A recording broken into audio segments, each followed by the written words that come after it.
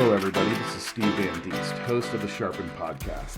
It's brought to you by Acumen. It's a growth community for business owners and CEOs who are looking to grow in community and get to the next level in their business.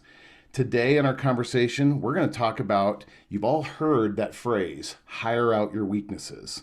But does that actually have a detriment to your own leadership? So we've got a fantastic member today, Justin Donat, and who is part of the Summit team in Denver.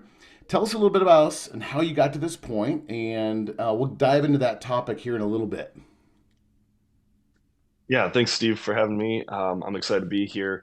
I'll kind of begin with the end. The answer to a lot of this, Acumen has been an amazing tool and resource for me and our company, True North Restoration, over the last couple of years. And in our conversation, I'll kind of dive into a little more in depth with that. While the phrase hiring out your weaknesses is not bad advice, it's actually incredibly great advice. I wanted to talk about how I took that advice and twisted it for something negative. In fact, really hurting my own leadership skills, doubting who I was in leadership abilities. And then again, I'll get to the final answer and solution, which Acumen played a big role in that and helping me kind of realize, no, I'm the leader and I need to learn and grow and have humility. But I can't, you can't hire out your leadership. Failure is not an option in this category of this topic. So excited to So be t- here and thanks for having me. I'm glad to have you. And so, yeah, you've been part of Acumen for about 2 years, but long before that, you started your entrepreneurial journey. So you're married, you have some kids, but there's also this business piece, there's this franchise. Tell us exactly what you're doing and how you're leading now in that area.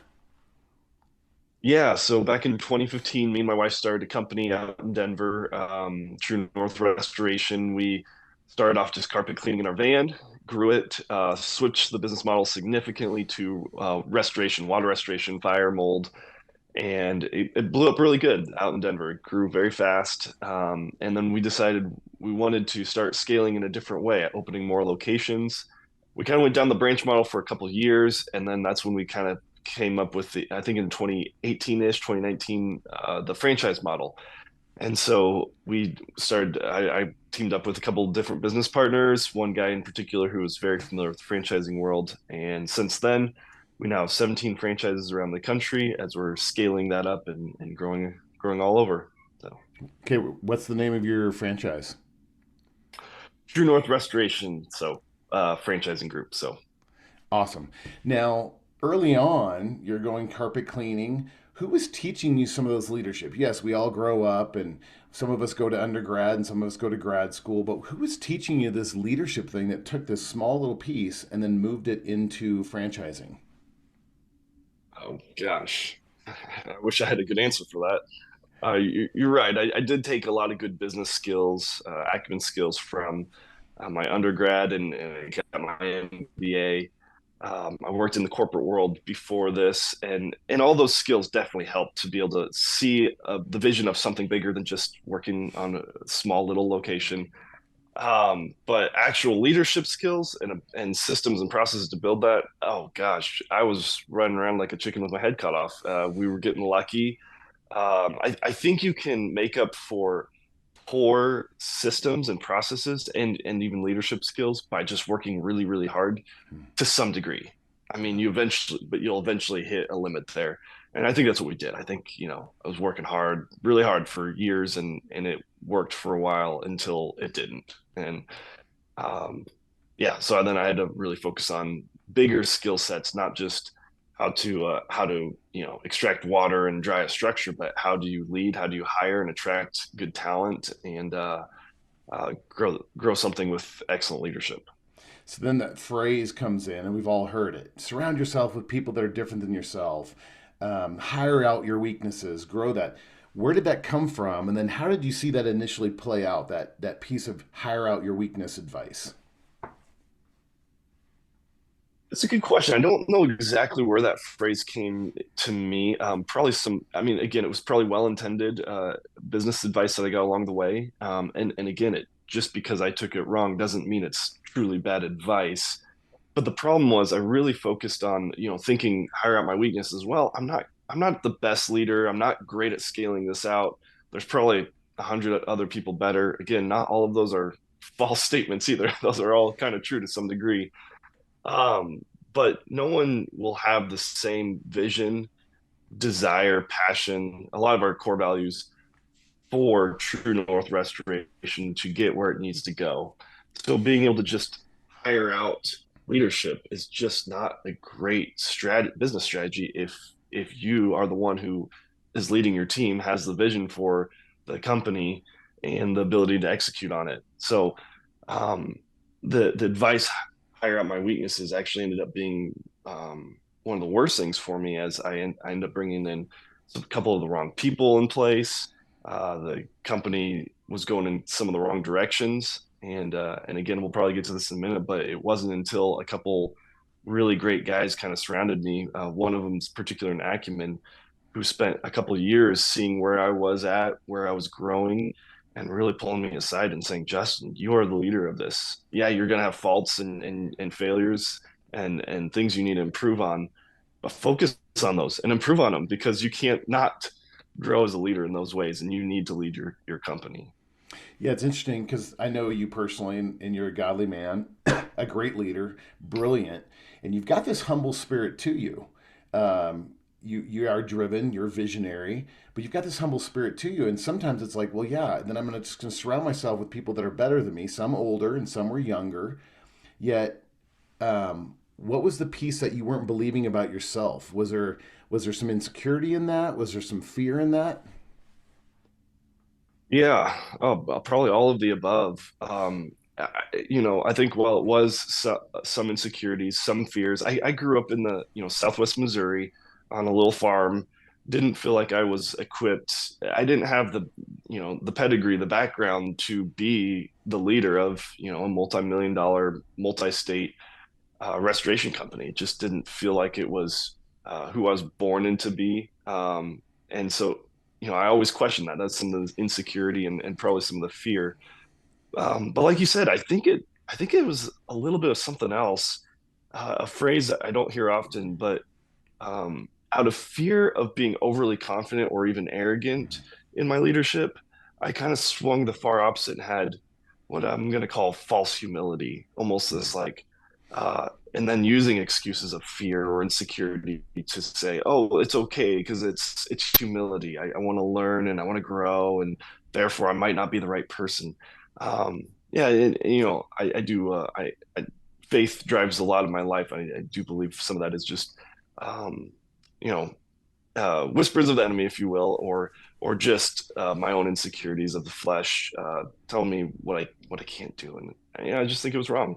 Took me Yeah. took me years to think through that, work through it with some really great godly men, to navigate me through that. And I've gotten to sit almost first seat. I see quite a bit, but I still remember it was about a year ago when Lance pulled you aside and said, "You're the leader," what you alluded to already. You got this. This is your company. Lead well. Now, what changed at that moment? Obviously, that's a pretty pivotal thing. An older, wiser, godly gentleman with lots of business experience spoke into you. And what was the pivot? How did you see it play out in your leadership decisions, in your hiring and firing, in your tactics, your strategies, but also how is that playing out? So start there, and then I'll ask the follow up question. How's that play out in some of that? Yeah, yeah, it changed everything. Honestly, as almost silly as it sounds, one small moment like that could be so pivotal in our company, not just in our company, in who I am as a person and as a leader.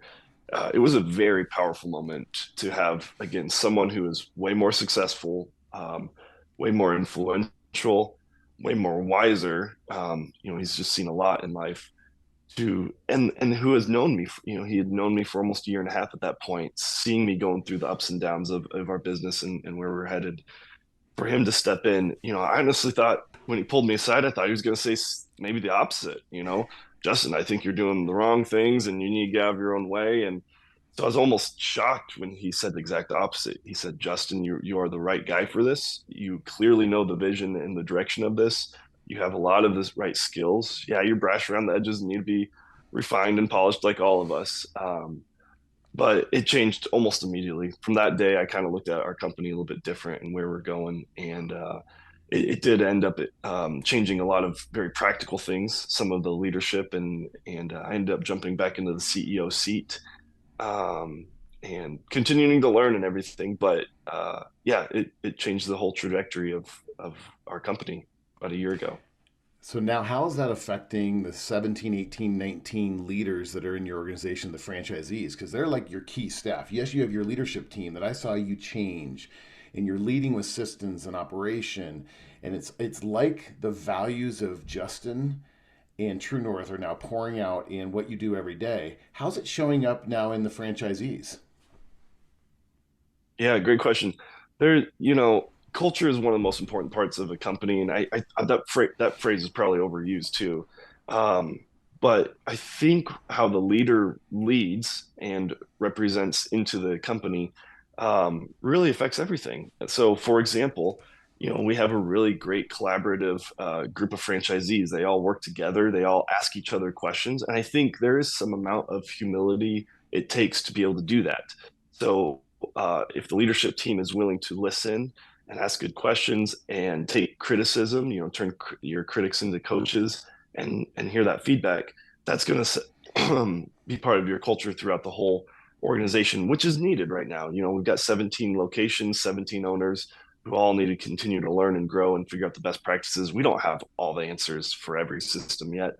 And so it's really important for us to listen and hear what other locations are doing better and make those changes and adjustments as needed. So to summarize, when you were starting this, you were about 26, 27 years old. So a young entrepreneur starting something and then quickly moved it into a franchise. And so some of your franchisees are older than you. And I think in the Acumen community, in the business community in Denver and in Kansas City, there's going to be a lot of different owners and entrepreneurs in their 20s, 30s, all up to the 60s.